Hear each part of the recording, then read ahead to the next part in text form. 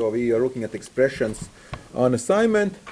And so again, we looked at the precedence tables for some of the languages, right? So common, of course, is explicit grouping. Parentheses usually wins over everything, right?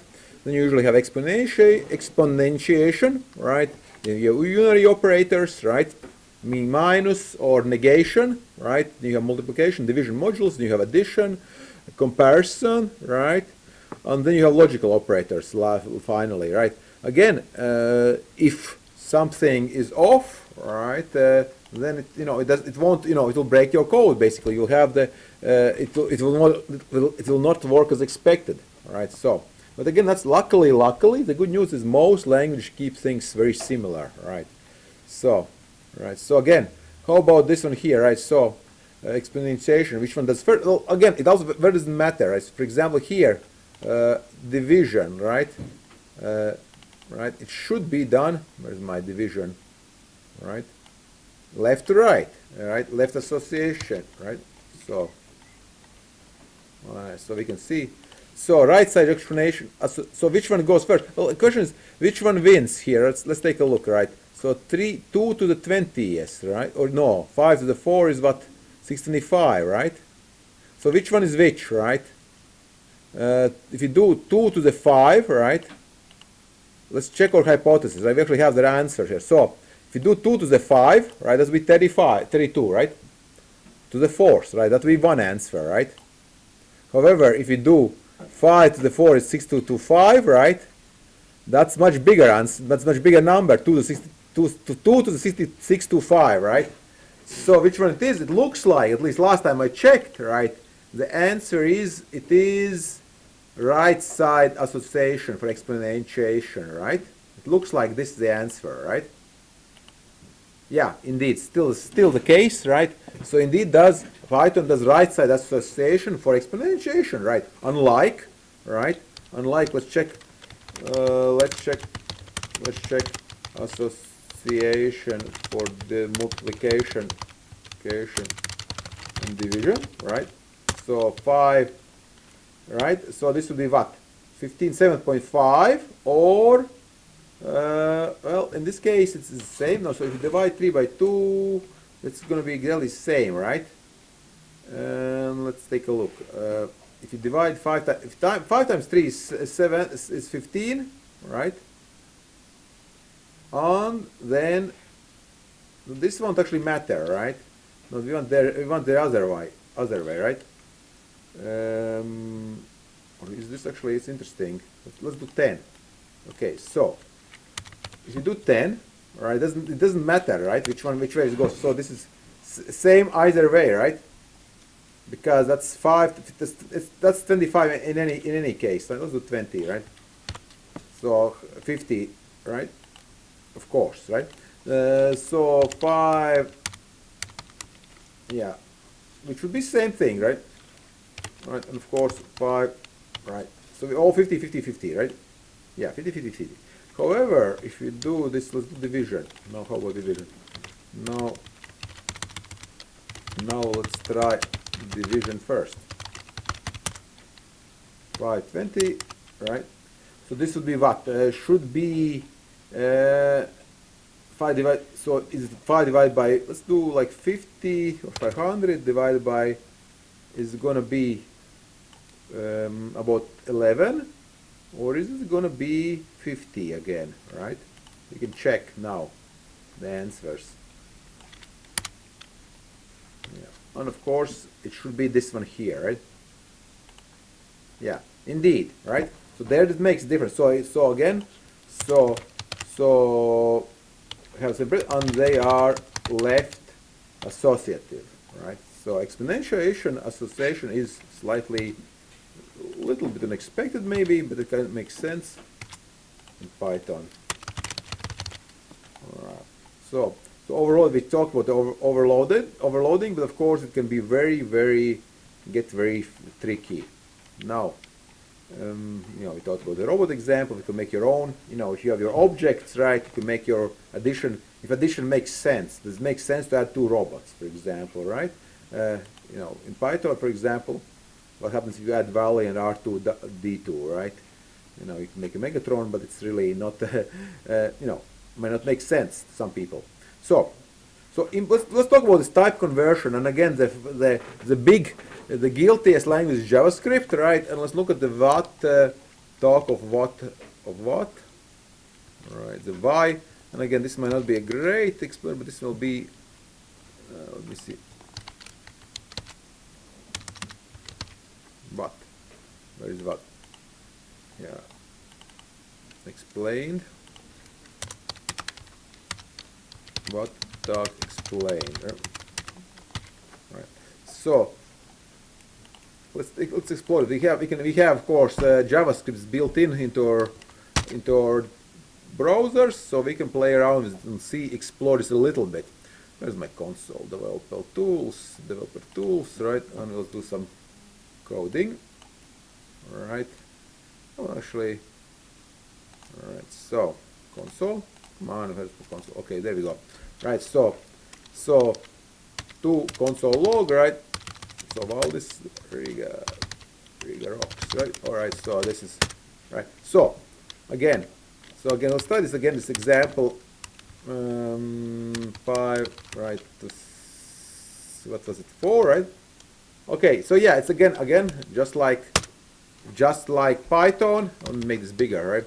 So you can see this, right? It's just like Python, it's also right side precedence. But okay, but let's get the weird stuff. So plus, right? So two empty arrays give you empty string, right? Yeah.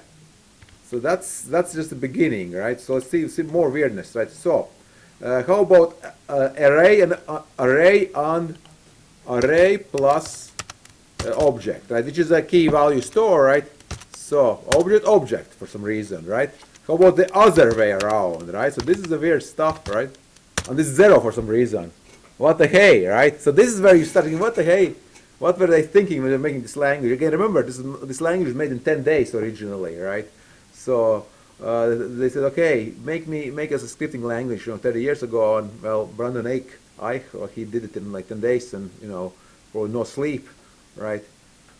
Just coffee and I don't know what. And so, but yeah, so it is meant, of course, again, because it's meant for everybody to use scripting language, to work without an error. Basically, most sane languages say you are doing something you're not supposed to.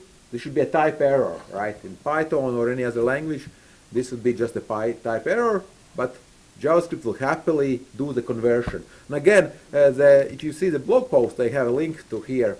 It will go into detail of these things. So let's look at, of course, the last one, the Batman, right? Which is in a talk, I believe, right?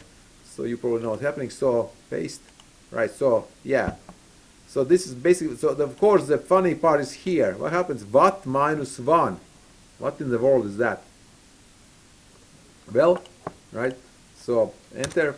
So because if you have a string what, right? That's a string. You can do minus 1. It's not a number, right? It's not an error. It's just not a number, right? Floating point number, which is weird, right? But of course, if you do plus 1, right? It works, right?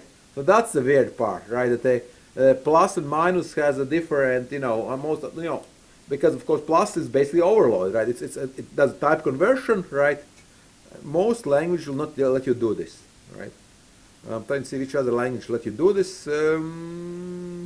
Right? It's kind of because it's implicit, because there's too much implicit stuff happening, right? So that's what's causing errors, and not causing errors. It's worse than that. It's not causing errors. That's actually the issue. It's JavaScript is even allowing this.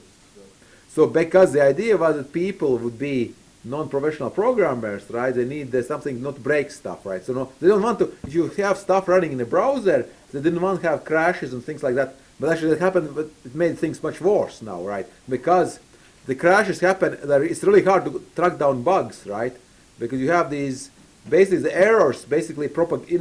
Bad values propagate, right? You should break early, right? You should get the errors. If something goes wrong, you should know immediately, right? With JavaScript, you know it very, very late, right? When something went wrong, the actual issue might be 10 different function calls earlier, where actually you started getting this bad object. You know, you have something undefined or not a number, right? You have this corruption, but it keeps working, right? Can you do multiplication? I think we can. I think division will get you error finally, right? Or not a number again. How about division? Actually, not a number, right? So it's not an exception. It's just not a number, right? And the problem is not a number, of course, is that, you know, so what divided by 2, right? And times 5, right? And it's still not a number, right? You're not gonna, but you can of course join it back. You can join it into string, right? And that's another issue. So you can get into string, right? And so it's an outlier. It's a job, but the problem is the JavaScript is so popular, and you're gonna encounter it, right? So it's just it's basically if you make a typo or innocent mistake, and it will not break your code. That's the problem. It should break, right? I don't know if under any normal why would you want to add an array and a hash map, or you know, an object basically, right? How about 2 objects? Let's see what happens now. I didn't try that one. I think this is a relatively sane one, right? But I think TypeScript solves this kind of Well, it basically sort of says, okay, you have to use TypeScript, right? But it compiles down to JavaScript, right? Oh, yeah. So yeah, it probably won't let you do it, right? If you do it in TypeScript, it won't let you do this kind of silliness, right? This type of stuff, right? So it's just so. But this part here is especially, right? You can sort of say, okay, no, I don't know. Well, and then also it's not associative, right? Array first plus object, you get object, but you have array plus for your object on array, you get a 0, a big fat 0, which is this silly stuff, right? And then you have array plus array, for your object and object, you have these are empty objects, you get not a number, right? So there's some other stuff too, right? So if I do this, right, that's 4, which is also, what the hell, right? It should be, so like if I do, you know, and so like 6, right, again, oops, right, so 6 divided by 4, right, what happens? It's 1.5, right? But that's, again, they deem this a good idea, that it'd be helpful. People writing, they don't have to worry whether it's string or not string, right? But it didn't. I don't think it did not caught on. Besides, I don't know many other languages which do this silliness besides JavaScript, right? So kind of convenient, but also I think a big food gun, right? So let's see what else. What else is interesting here, right? You can have arrays, right? Objects, right? Yeah. You don't have to go in details, undefined, right? Also you have stuff that sometimes not happening, right? Yeah. So array plus array. Right. Yeah, so that is 16. Okay. Now let's see what else did we check. We have not yet explored this in detail. Where's more class? Ah. No, that's not it. And no, I forget where's my notebook. No, that's not here. Too many. Oh, there we go. There we go. All right. Now, so type conversions, operators, mixed mode, right? Again, so mixed mode is allowed. Mixed type comparisons. So yeah, of course, ternary, right? Right, operator. Most languages have it, right? So again, if everything you do is an expression, right, then you don't really need a ternary operator. Again, you'll see later with Kotlin it will be a case, right? Here, of course, some languages you don't have everything in expression, right? Then you need this ternary operator. Well, you don't need it, but it makes things quicker, right? So you have something, right, in C, C++, Java, right? You have an expression, right? On basically, if something is something, right, you assign this on then, right? So how many people use ternary operators? Some, right? So again, a single ternary operator is okay, but you can go crazy if you do one or two. If you do multiple ternary operators in one line, right? That gets unreadable, basically, right? So best practice, be explicit, right?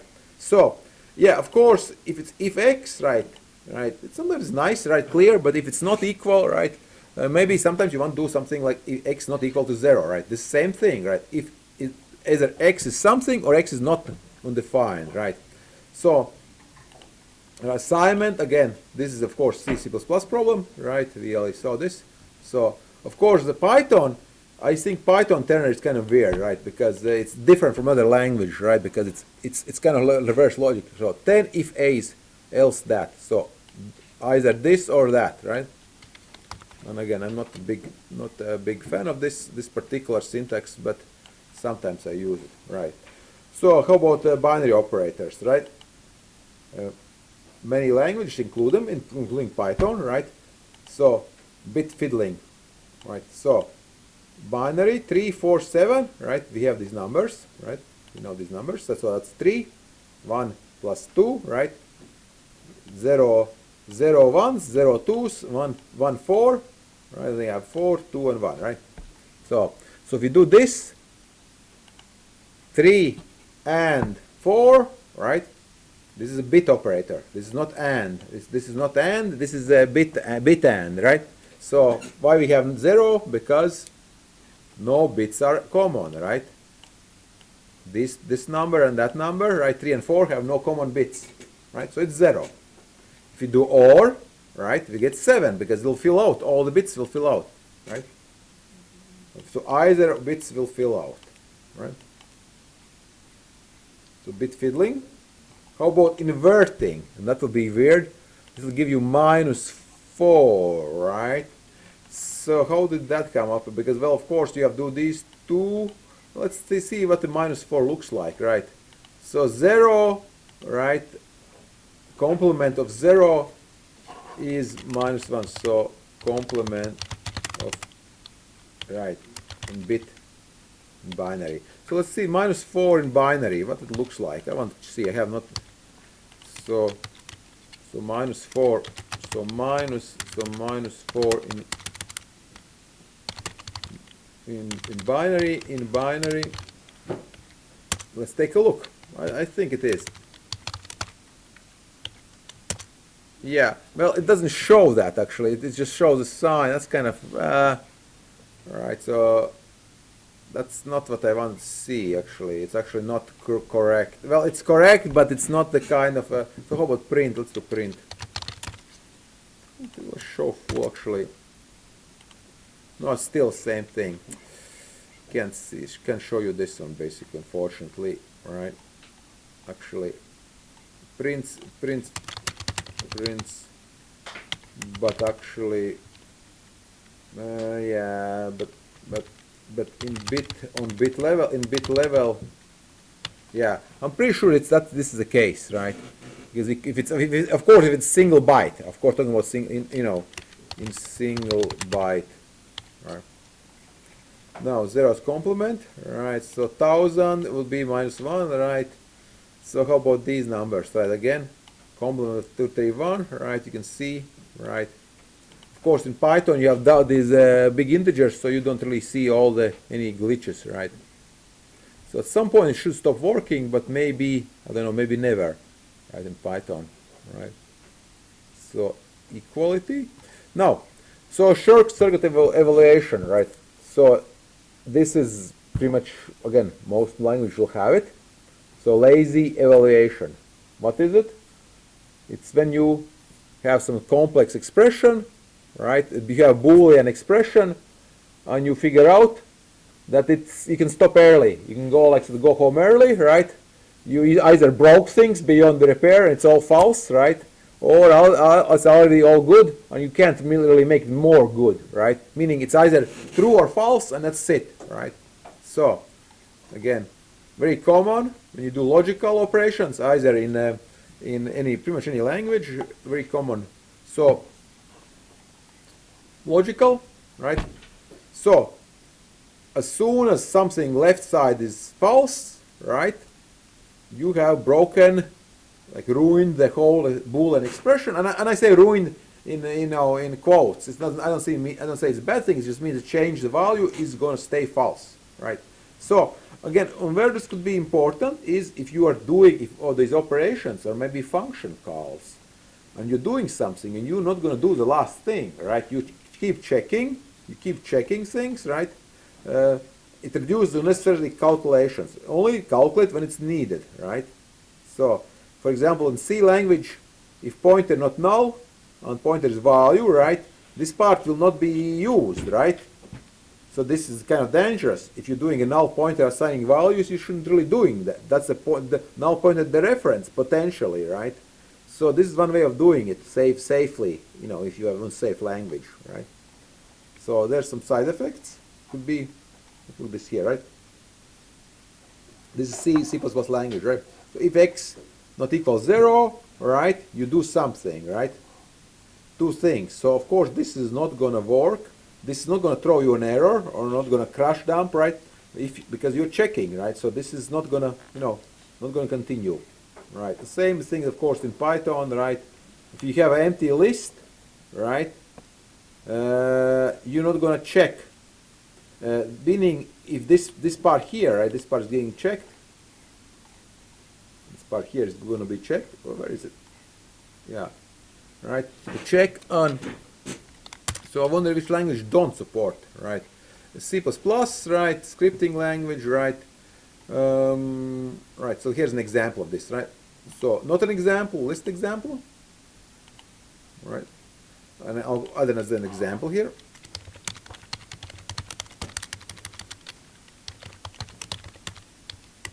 Well, come on, insert.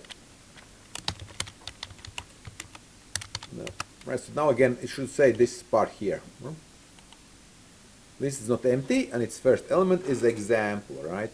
So, because again, if you had a, otherwise, you know, if I did list, you know, 3, right? That's an error, right? Because I only have, that's element 4, right? So this would give me an error.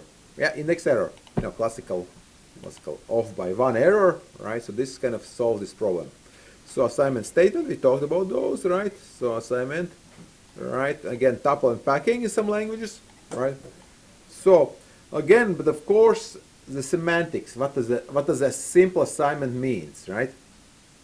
Again, what does it do? What does it copy the data, or does it copy just a reference, right? A pointer, basically, right?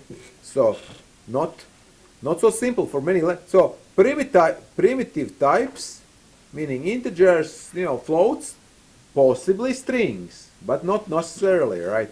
So reference semantics will be usually used for more compound data, like arrays, objects, you know, sets, or any user-made data types, right? Those will follow reference semantics. Right. Okay, what else do we have left? We have the structuring or pattern matching. Again, kind of ties together with our Prolog, right? But in most languages, of course, offer some sort of pattern matching, right? So if you want to extract, this is how you do it in JavaScript, but it also lets you do it, right? You have to use, you need to use, I guess, let's try this. You need to use let operator. Sorry about that. Where is it? Where's my operator? Oh, here. Let's try this here in our browser. Where's my black? Here we go.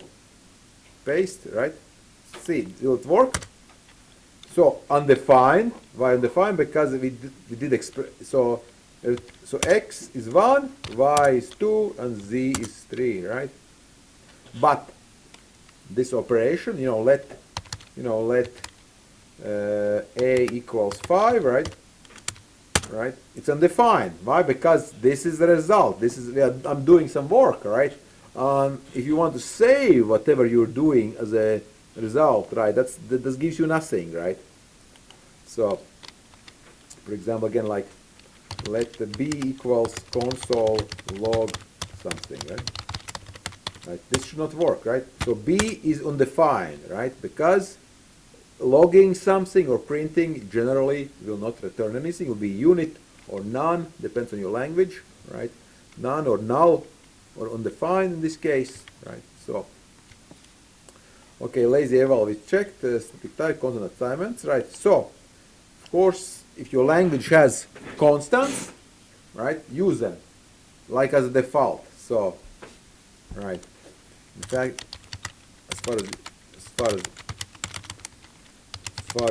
usability goes, constants should be preferred before, yeah, only if when you need to, right? So then you change back. So that's again another like a tip for you guys doing something more bigger project, right? Use constants if your language offers this ability. Now, on what did the previous materials have? This is kind of, yeah, compound. There's nothing interesting here. Unary, we talked about unary, right? Plus plus. Bitwise we talked about. That's it. What do the previous year's slides say? Let's double check. This from previous years. Operator evaluation order, right? Unary. So if there is anything weird from other languages, right? Again, left. Again, so usually left is for anything that is not a power operate, exponentiation. So, right. So parentheses, right? We use those if you're not sure. Right. Overload operators, right?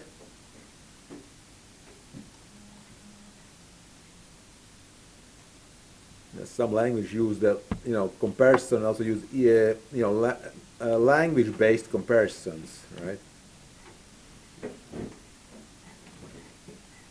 And that's basically it. But let's see, we have like 10 more minutes. I think we can look. I want to look one more thing. Maybe let's go back to our Prolog since we have a few more minutes. I think let's do one more example of this of the cut operator. Unless you have some questions, but this is all basic. I think again it's all things you already know, but again some things actually it depends on the language basically. Now, see Prolog, where's our notebook, right? So I'll give you some example of something a little bit recursion, right? So if you're looking for something let's look for something in a member cut, right? So checking for something in a list.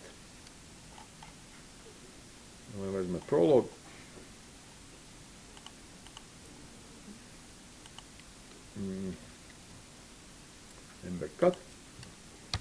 Member cut PL, right? Let's look at an example of using cut operator to look for element in a list, right? So it's going to be recursive. So we have base case will be member cut, right? And that's it basically, right? So basically, if you find something in the beginning, right, you win. You get the number, or you get the item, right? So recursive case, right? Member cut, and that's it. So kind of weird, but again, if you don't have the cut, right, you'll never stop basically, right? So let's take a look at this here. Let's take a list. Test. Let's test. Member cut. Yeah, we could do this, but we won't get so yeah, 6 half, right? But it's not. Is it gonna print anything? Let's take a look. I don't think it's gonna print anything. Sweep PL member cut. Yeah, it failed. This one 6 failed, right? Which is good, of course, right? Maybe let me comment this out for now. Let me see again. Oh yeah. So we would like to, of course, test it, right? So whether 3 exists, right? Whether this is true, right? Assert, right?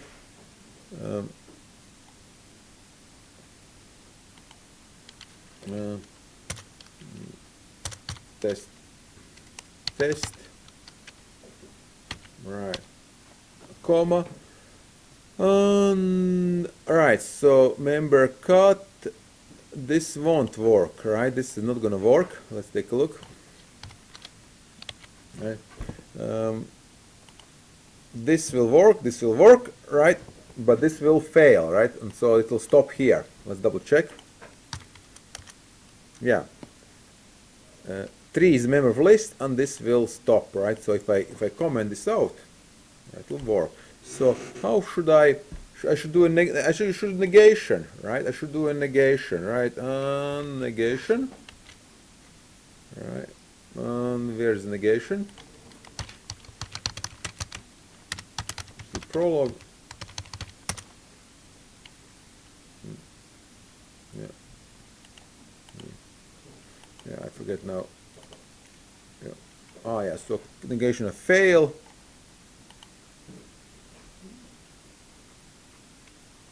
Not, yeah.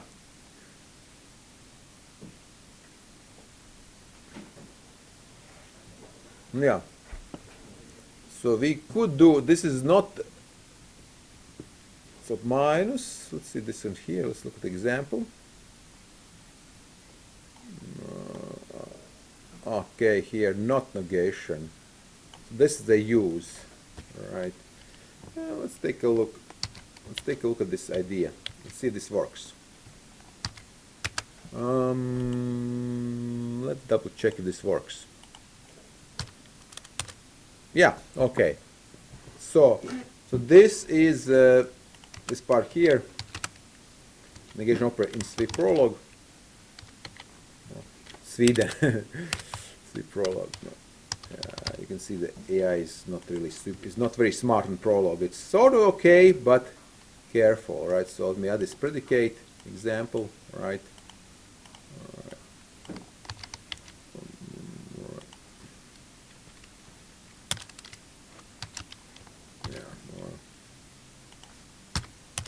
Okay. So in this case, so negation, so false. So 6 was not found, and we negated it. The result to get true.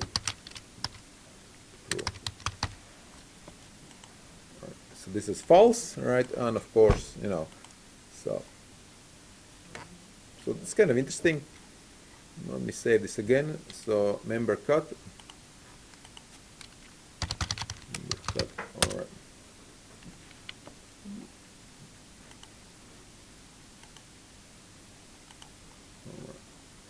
Okay. Any questions? Anything on the assignment, expressions, type conversion, any of those things? No. So, but the thing is, again, don't assume just because you're very good at one language, you be careful with if you learn a new language. Don't assume you'll use same approach. There might be some difference, right? And then you find yourself saying what, basically, right? So, all right.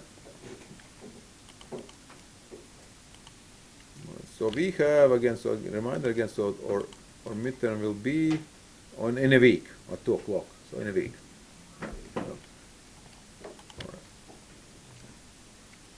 All right. Okay. See you guys.